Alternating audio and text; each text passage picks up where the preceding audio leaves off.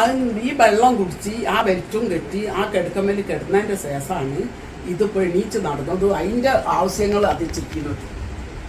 അപ്പോൾ അത് അൽഹംദുലില്ലാ അള്ളാഹുവിനോട് സ്തുതി പറഞ്ഞാലും മതിയാവില്ല. അത്രയും ഭയങ്കരമായ ബുദ്ധിമുട്ടില്ലായിരുന്നു.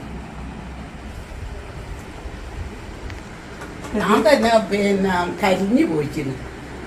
കഷ്ടപ്പാട് കൊണ്ടിട്ട് കൊണ്ടെടുക്കാൻ കഴിയാത്തതിന് മുമ്പാട് ബുദ്ധിമുട്ടായി. അപ്പോൾ ഇപ്പോൾ അൽഹംദുലില്ലാ അതന്നെ എല്ലാ കാര്യങ്ങളും അതന്നെ ചെയ്യും. അതന്നെ അള്ളാഹിനോട് പറഞ്ഞാലും മതിയാവില്ല. ഞാൻ സംസാരം പാടൊന്ന് കിട്ടിയാൽ ഒരു റാത്താണ്. പുറത്ത് പോയാൽ എടുത്ത് ചായയൊക്കെ കുടിച്ചിട്ട് പുളക്ക അങ്ങനെ പോരും.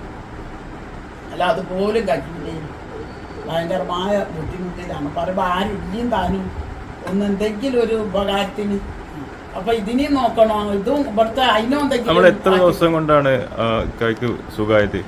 പിന്നെ ആ കിടക്ക കൊണ്ടുവന്ന് ഇതൊക്കെ കൊടുത്തതിന്റെ ശേഷം ഒരു മാസം ആകുമ്പത്തിനെ തന്നെ, അത് ഒരു മാസം ആയിട്ടില്ല, അതിന്റെ മുന്നേ തന്നെ ഇത് പിന്നെ എണീച്ച് ഒന്നിങ്ങനെ എണീച്ചിരുന്ന് പിന്നെ രസം ചായയൊക്കെ വാങ്ങി കുടിക്കാനും ഒക്കെ ആയി.